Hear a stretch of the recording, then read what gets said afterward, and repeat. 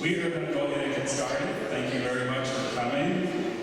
We are probably at the lunch hour for many people, so we will not hold you long because we're not going to feed you. We'll ask you to come to some of our other events where we stay together a little longer for that. I'm Neil Lester, I'm a professor of English here and director of Project Humanities. How many of you know what Project Humanities is?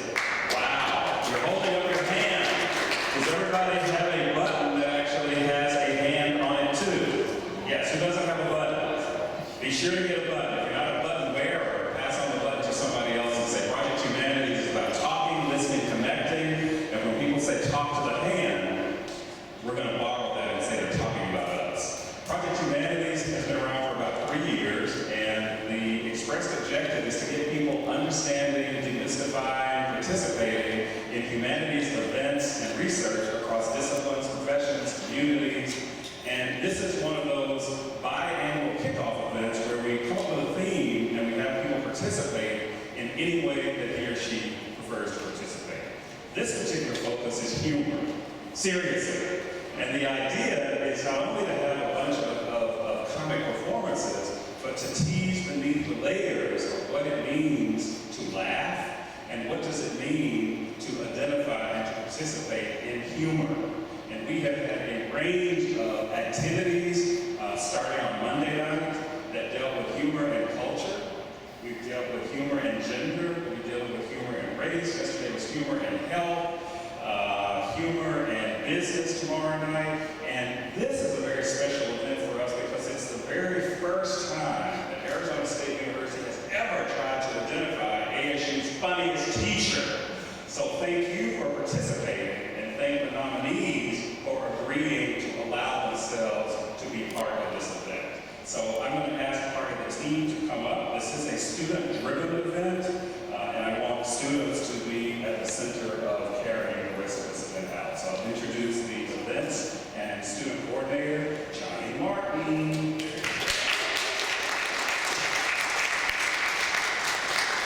Thank you very much, Dr. Lester. All right, so we're going to get started. Thanks again so much for being here. I know this is kind of an intimate crowd, but that's actually good for Project Humanities events because we like to really be engaged with our audience and have really provocative conversations. So this should be a really cool event. And so we're going to get started by introducing the nominees. And so we're going to bring them up. We're going to give them special gifts to show them how much we appreciate them being involved and participating in our contest. And then we're going to show you the video clips that they submitted, introducing themselves and briefly demonstrating or describing their use of humor in the classroom. So first up, we have a PhD student from the Hugh Downs School of Human Communication, and she was described in a nomination from a student as hilarious, never hurtful or directed at anyone, makes class like a comedy show, and effectively communicates material so that attending lectures is really enjoyable. Please welcome Tara Franks.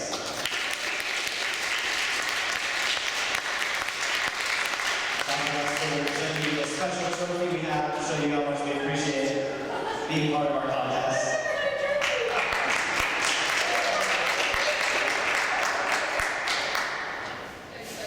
Anybody wants a snap photo of us, should do so now. This is our first time doing this, so we haven't practiced. This is the inaugural Funniest ASU Teacher Contest. And then after they get the award, they have to be funny. Yes, please, take a seat on the panel. All right, next up we have... Is this... Oh, yes, sorry. The video, I just forgot.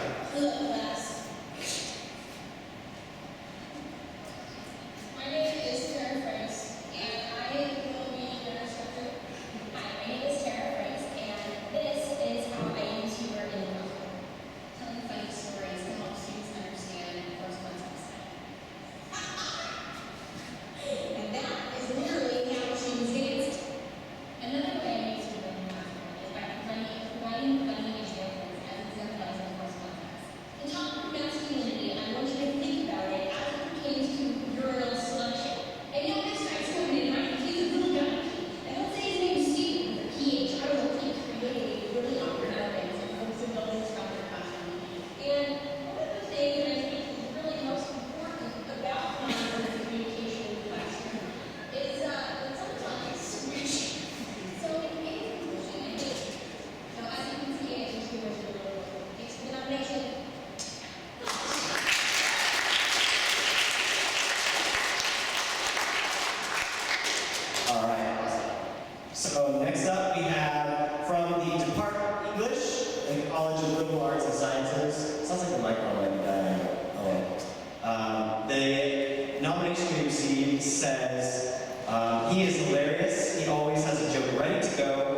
he's quick with comebacks. Also, he has mastered the art of being funny without hurting anyone's feelings. Please welcome Dr. James Blazingang.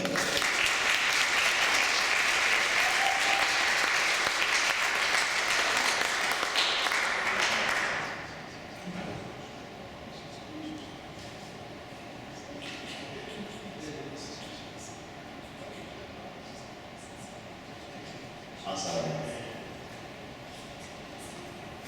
Human research has proven to be a valuable tool for teaching. Scans show neurons wiring in parts of the brain that indicate higher comprehension and longer retention. Whether it's a renegade rapper, a wandering zombie, or a student-designed courtroom drama about a band vampire in a high school classroom, humor works.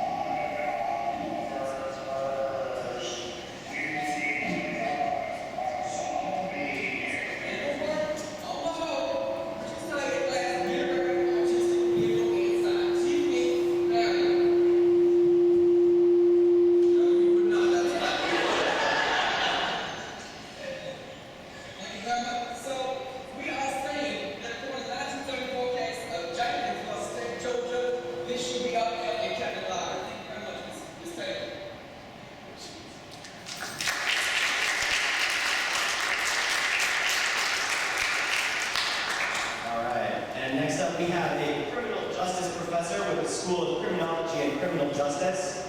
The nomination says, he is the most chill and funniest professor that you will have in your major required classes. Perhaps the irony of it all is that he is a former cop. 99.9% of students that you ask will tell you the same. Please welcome Mr. Coy Johnson.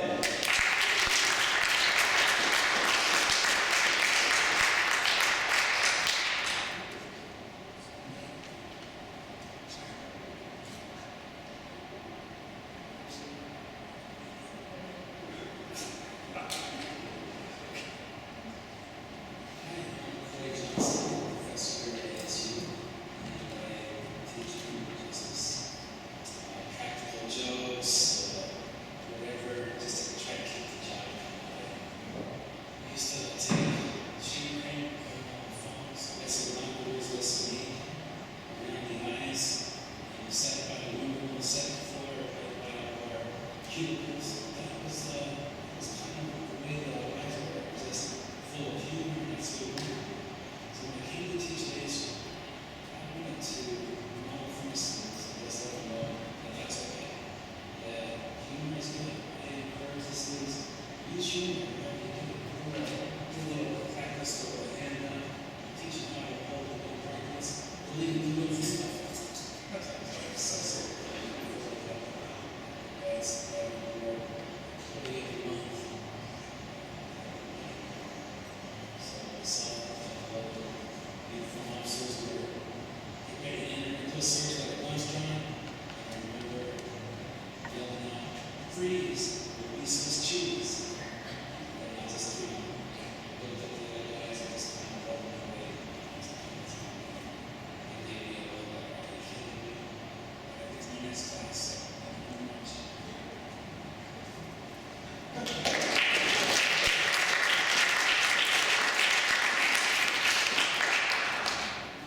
Alright, so next up we have a faculty associate in the Department of English, also College of Liberal Arts and Sciences.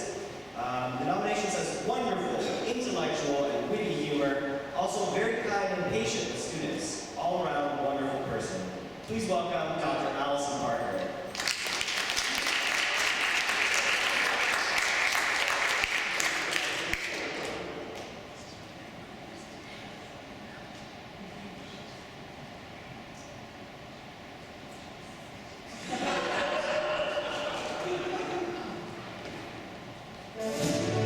Hello, my name is Dr. Allison Parker, and I teach African American literature at Arizona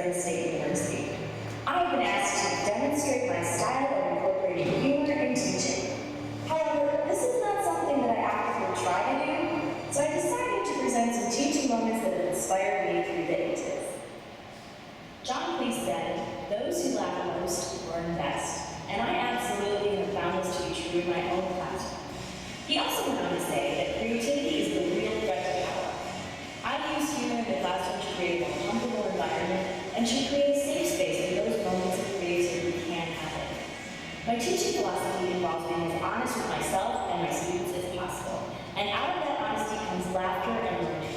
I am just as much a part of the learning process as my students are, so I want to be just as excited and engaged in the classroom experience.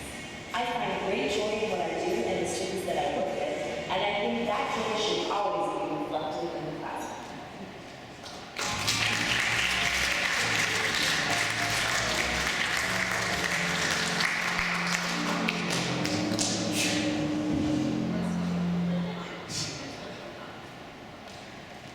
All right, next up we have an instructor in the School of Letters and Sciences.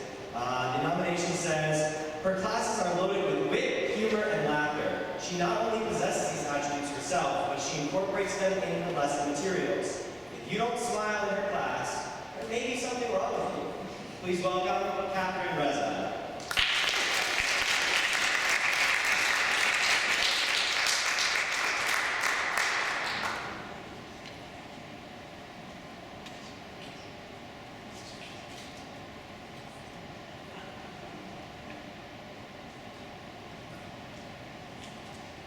I'd like to come on, please.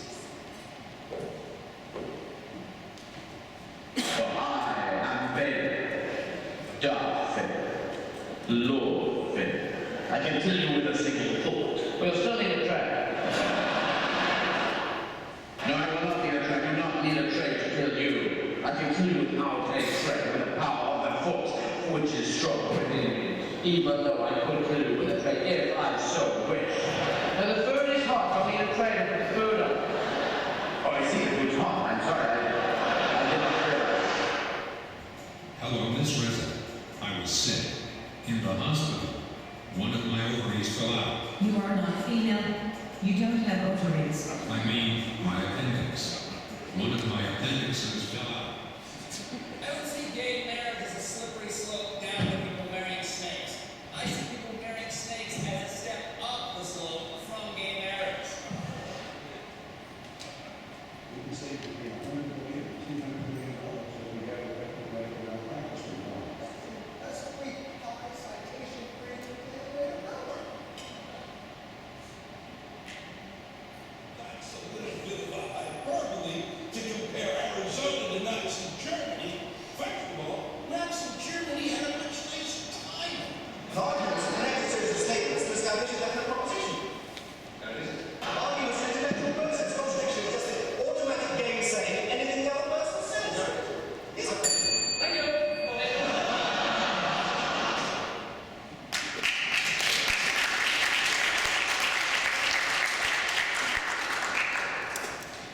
All right, next up from the Department of English, we have an instructor who was nominated, and the nomination says, first of all, let's establish that he is one of the best teachers in the English department.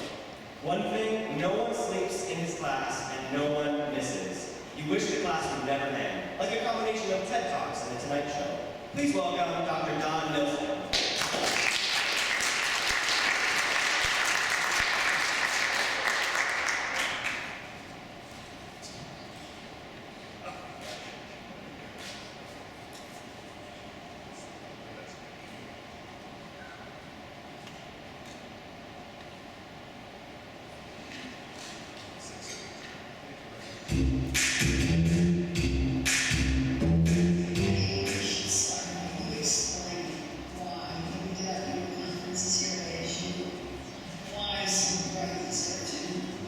First of all, this is Jim Gordon, and he's a producer. He's really good.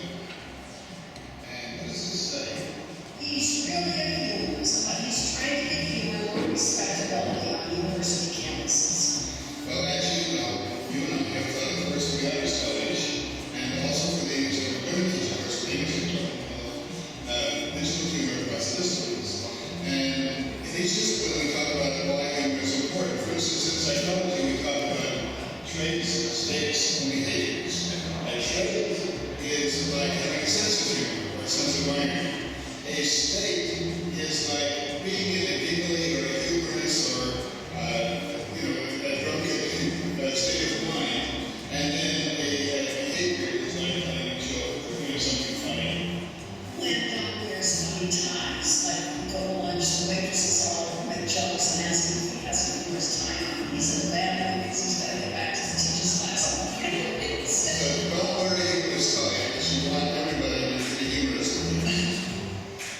old, we can talk about yes, no, it's not to make things serious. So if you will, but anyway, maybe they do that or something. But it's fun nonetheless. Okay?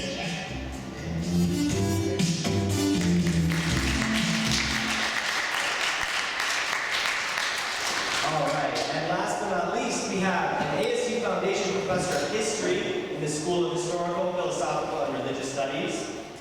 In a single remark, he can discuss Gettysburg, Yankees baseball statistics, followed with an anti-Red Sox comment, Harry Potter, healthcare, Kim Kardashian, and then somehow manage to tie together into some profound point which often takes a day to fully comprehend. Always kind and encouraging, please welcome Dr. Brooks Simpson.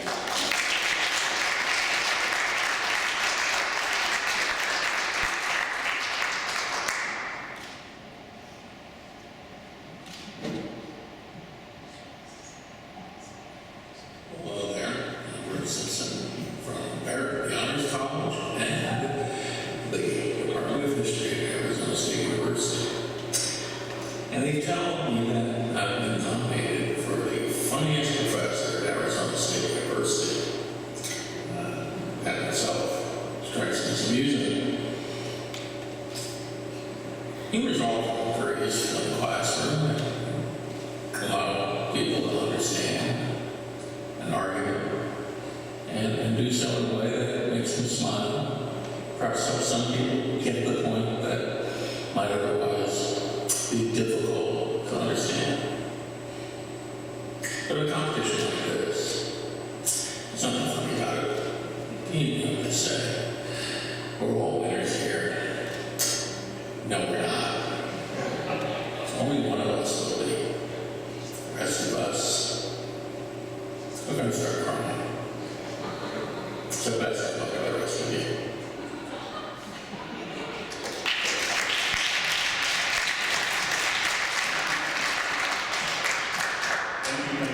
You could shift just a little bit that way, as long as you don't fall off the podium. So Dr. Simpson can be, okay, all right. Just get a little cozy. This is part of that agreement, so you don't off the stage first. Okay, well this is how we're planning to orchestrate this. We have a moderator, a student moderator. Cole and Vera is a political science major. We graduated in 2014. He is the director of special events, the undergraduate student of government, and they are partnering with Project Humanities for the Bill Nye event coming up on November 25th. So thank you, Cole and Naisha Whitman, for representing. He's also the recruitment chair for Lambda Chi Alpha.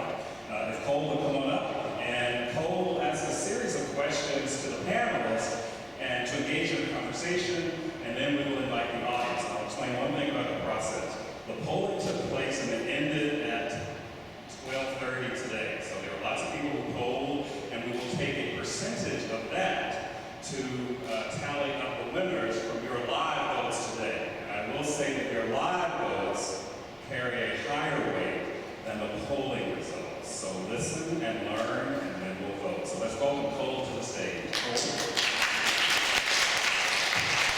Thanks very much.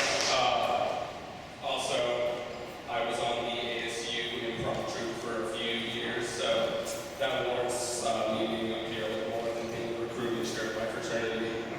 But anyway, I want to thank you guys for coming out. This is a fabulous program Dr. Lester has put on. It's great to be here. It's a gorgeous room too, honestly. I was staying up there quiet. But I want to say thank you guys. You made some great videos. We're going to start out by asking you a few questions, and I want to be really relaxed. And it's panel style. I don't want it to be like me asking you a question and going down the line. So just, if you think you've got a good answer, or you're really dying to let your opinion be heard, please go ahead and talk amongst yourselves and have fun, because this is a comedy, this is a humorous, fun time, and we're all here to have fun. So I'll start off with the first question. Okay, in your teaching, does humor always equal funny? What's the difference between humor and funny? You guys can just go ahead and get on this thing. I don't want to make it like a teacher thing where I like call on you, but go ahead. One aspect of humor is sarcasm, and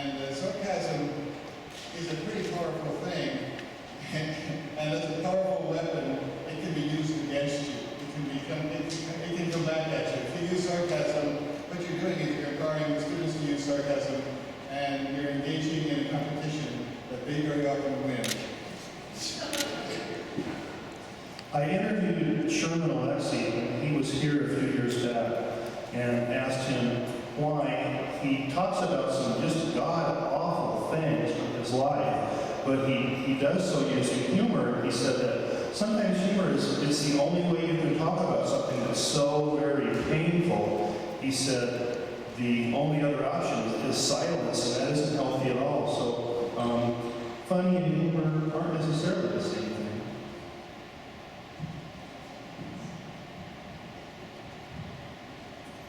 Well, I think I have an answer to this, but I feel like if it's not funny, that you're just going to start putting minuses next to our names or something. Just say whatever feels right. Yeah, whatever feels right. An interpretive dance. I think that humor is the act, maybe itself, and that something becomes funny when there's an audience and people render the humor funny. Otherwise, then, you would just think your humor's and funny, and that sounds conceited. So funny becomes the interpretation, perhaps, of the humor. I like to sound conceited, so I think that humor and funny, to me, are the same thing. They both carry a warmth, a comfort to them that makes people feel comfortable, and I think that wit is outside of that spectrum. Wit is more of a coldness, and you can be direct at the audience in front of you. Cool. And you know what I'm going to start doing? Because I don't want to see your names. I'm just going to call you by your first names, and I think it's in a certain line. I'm not going to get bothered with last name, so I'm going to say you are. You're not a boy. Catherine. I'm a little embarrassed because, I work with words and I'm thinking what's the difference between humor and funny. But I decided to go with, they say tragedy is when I step into it. So humor would be when you fall down the stairs. And funny would be when you fall down the stairs and break your leg. Yes. McCoy. That question is just a little too deep for me. Don't forget, I'm a retired cop. And I have no idea what the difference is. To me, it's just the same thing. So hopefully there'll be some questions that will be more at my level. Sure. Okay. How about Yeah, guns, handcuffs, anything like that. Yeah, no, but what would you consider something humorous? I mean, I guess since you don't think there's a distinction between being humorous and funny? I don't really know. Like I say, I can't think that deep. Sure. My students have it pretty easy. Because when I make up a quiz or something, mine are pretty cut right. The cop has to have a high school education or GED. So, to me, that's just part of life. That's just the way that I've always been brought up. So, if something's not humorous or funny around me, I don't want to be there. So it's just life to me. It shouldn't be humorous or funny. If something's not in place. No, I totally agree. Okay, we're going to move on to for you, Corey, I'm going to make a really easy one.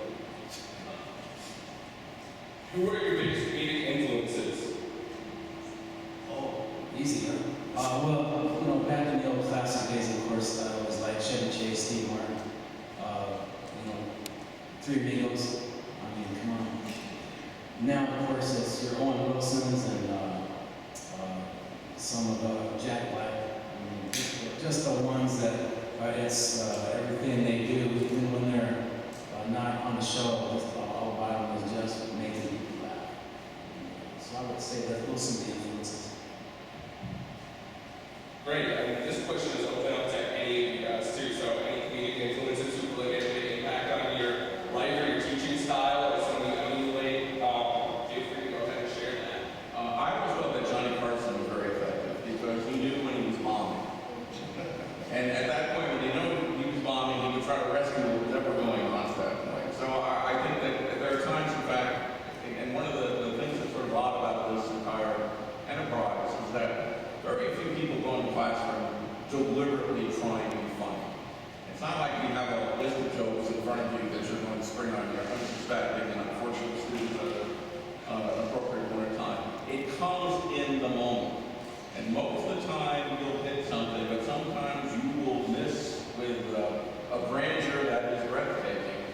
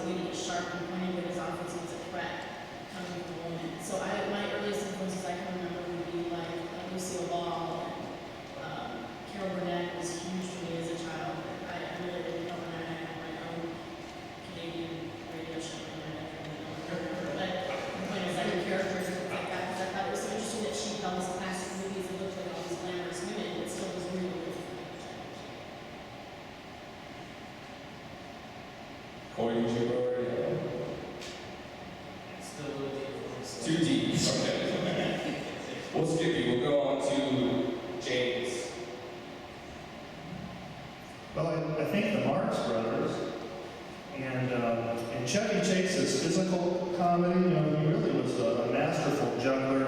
And I think and when you're teaching, especially in a big room, if you can move around the room and make little things kind of happen here and there, that the kids are kind of thinking, okay, what's going to happen next? He's moving towards me. I better be paying attention. What's going to happen?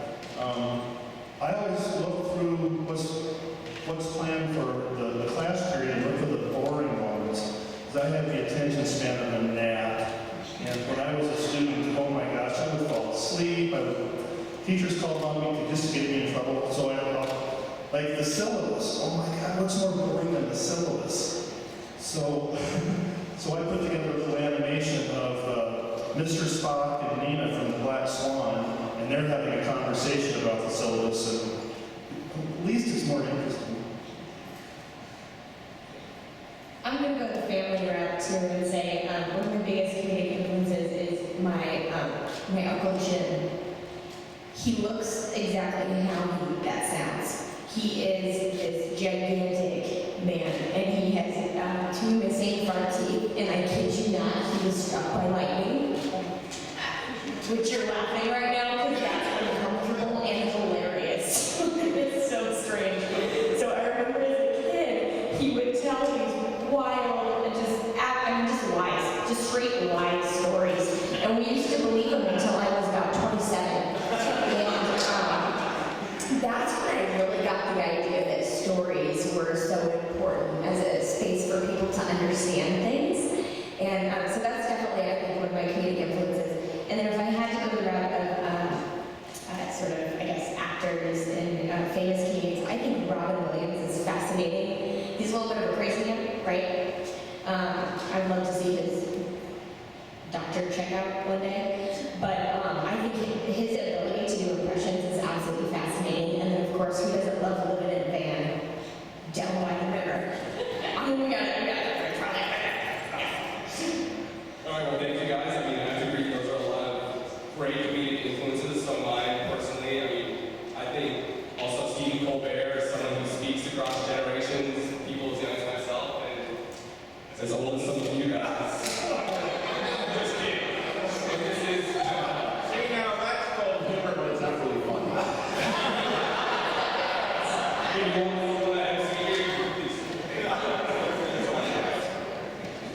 Okay, so I'm going to ask a little more introspective question. I'm sorry, boy.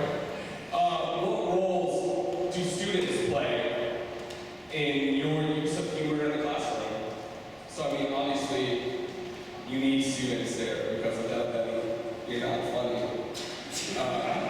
In the classroom, at least, because I mean, it's just an empty classroom. But yeah.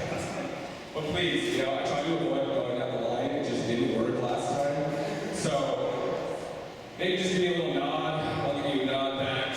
We can have a thing going on here. So who's going to give me that first nod? It's going to be Dr. James Blazingame. I tried lecturing on the Supreme Court precedents on censorship, and boy, it just died. So I thought, well, I'll set up scenarios for them to make courtroom dramas. So Twilight is banned in Elephant's Breath, Nebraska High School Library. They have to put together a drama, a courtroom drama, like a little television program. And oh my gosh, are they funny? But they remember then what the Supreme Court found and why you can't exactly pull Dreaming in Cuban from the curriculum in Sierra Vista, as recently happened. That's not exactly legal. Coy. As I say on the video, I do like to involve the students and let them know right off the bat that it's okay. So I involve them all the time, little practical jokes. The biggest one, first time I ever taught 250 students at Need. Is it Need? And I get an email from a student from another class, foreign student, says, hey, I want to come visit your class. And I said, well, we're doing the clicker quiz in the next class. This was my email. I said, you're welcome to come. Then I realized she doesn't know what a clicker quiz is. So I tell the 250 students, next class, we got a student coming in for a visit. I told her we have a clicker quiz. Here's what I want you to do. sat in the middle. We had students ready to videotape it. We had students ready to sit by her. And as I put the questions up, which were way off the wall, nothing but criminal justice, everyone fast started doing this. And I look out over her and I would say, Tom, I didn't get yours. That was okay. A couple students walked in late, but they knew it was all planned, so when they walked in, I'd say, hurry up, it's almost time to do like this, which made it look more brutal. So we did just 5 of those. But all the students had a good time. Then I was glad she was a good sport about it. Yeah, how did she react? Well, she came up afterwards, we just went on the class, got the test done, and she got first. I kind of said, you were okay with us doing a little practical joke. Sheila is just really good about her. Good thing that she understands humor. And she has a story to tell her grandkids. We did her favor. It's sometimes essential, in fact, to have the students as part of the joke. So I've got my 2 Katie twins here, Caitlin and Katie. And in fact, Caitlin developed a really good habit of staring people down all of a sudden. And with the stare, whenever she saw something which she thought was inappropriate on one of the other students, she would put such a disapproving stare that it became very useful to use that stare to control the class without saying anything myself. Katie, on the other hand, thought that the most important thing to do when we went on a trip was to visit the ghost of Gettysburg, and she actually got everybody into what should have been an entirely ludicrous exercise by the way in which she carried herself. So one thing that makes a classroom funny is not simply the instructor, but also the students in the class. My wife and I taught a course in the honors college. Actually, it was a course on humor across the disciplines. And my wife and I are emeritus, retired, and the students are millennials. A lot of you are near retired. And one of the things we noticed is that we alluded to a lot of things that they didn't understand. They had no concept of what we were talking about. And the same thing happened the other direction. But there were 21 students, and there were at least 40 digital devices in the class. There were cell phones, there were laptops, there were tablets, and some other things that I don't even know what they are. Siri and all that stuff. And so whenever either of us made an allusion that the other didn't understand, they would Google, and then they would show everybody, this isn't a sealed ball in case you don't know who she is. So this interaction is very important. Okay, remember, you don't have to answer if you don't want to, but if you do, please do not hesitate. I guess for me, they're supposed to just sit there and laugh and feel better about their life choices. Mainly, I can't impose a 2-drink minimum, but I would if I could. Of course. I don't do all like that. But I'm going off of what Dr. Nelson said. You do have to keep abreast of current events to a degree. I have to know who these people are that I can use as references, because if I do reference Lucille Ball, they know what I'm talking about. So you mentioned the syllabus, the clip in my clip, the one with the bears talking to each other, I did that in the first day of the syllabus. And so one of my classes this year, I was putting that in, I was about to play it, and it was the day after Miley Cyrus and then her routine has been VMAs, and how do you not mention that I'm showing something with bears after her, bear performance, so it's good in terms of being able to keep abreast and know these things. Otherwise, I thought Nelly Furtado was a girl, but she wasn't, so it's good in that in terms of creating. It keeps me young, which is why I look the way I do. Yeah, do you want to? Sure. Okay, please. I don't see myself as trying to be funny or creating humorous situations. For me, just life is funny, and the students are the funny. And the moments of honesty that happen in the classroom, I think when humor gets shut down is when people are uncomfortable and they don't want to acknowledge the honesty of the situation. So just by acknowledging things as they happen in my classroom, that's where the intense zaniness and craziness comes out of. It's nothing that I bring to the classroom. They are the same man. They're the funny. Well, thank you guys. We're going to open it up to some audience questions, and I know it's not a huge audience, but if anyone has any questions, please feel free to shout out. I can reiterate them on this microphone here. Does anyone have any questions at all? 'Cause if not, I'll just keep asking questions. I've got a bunch of note cards. Please help us.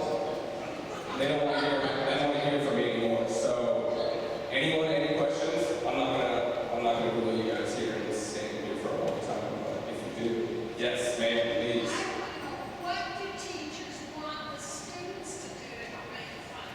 If you had a wish for your students, what would you do? Yeah. So, what can the students do to help you guys be funnier? In the classroom, there's so many students, it's not like high school, they're intimidated.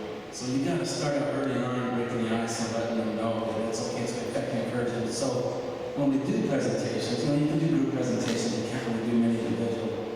Tell them, be funny, take advantage of this is your stage, it's the only opportunity you have to practice. So make it entertaining. If I look around and somebody's falling asleep, I'm gonna give you a lower grade. That's how I'm going to grade you. I'm going to look around and see if anybody's falling asleep in their presentation. So you want your students to take advantage of this opportunity and understand that humor is good. Take it from here and go into the workplace and carry on. Keep humor in their life. Well, for me, humor is something that comes out of a situation where we're being relaxed and we're having fun. And yet, when we're being relaxed and having fun, it also serves this purpose of making the class more interesting. So basically, what I try to emphasize to them is say something. Say what, even if you're not sure. And I don't say, oh, be funny, but just contribute to the discussion. Please ask questions. Be thinking about engaging, because it just makes the entire thing more enjoyable. And so I point out to them, God forbid, you might say something that's incorrect, or you might look foolish. I'm up here looking foolish for 75 minutes at a time, and I'm surviving. And so I really try to point out that if you're looking foolish, yeah, people are judging you for about 5 seconds. Then they're going back to obsessing about themselves. So, it's just basically that. The way they can contribute is by recognizing that, this isn't going on Facebook. We're not on film. It's okay. I think too, I try to take that approach where if you can't practice playfulness in the classroom, then where can you practice it? So I try to make that space available to students. And let's be honest, some students are not funny at all. So don't take advantage of that space. Just be a not funny student, and that's fine. But for the ones that have it in them to show even other forms of humor that maybe aren't so dominant, more creative forms, if there's a space for that in your paper, I would encourage that. If there's a spot in the presentation, I say give it a try, because at least here you have a hungry audience that's willing and excited to give you feedback, or in the real world that might not be so kind. So let's try it out here. In our class, one of the things we talk about, and we're trying to develop during the semester, is the humane humor rule.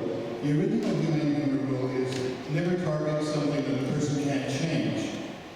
But then we decided there are other humane humor rules, like never target a weakness, always target a strength, or always target yourself or your own group, or if you're targeting a tragedy, something about a tragedy, make sure that before you target it, you have the psychological and the spatial and the temporal distance, or the fictional distance, so that it's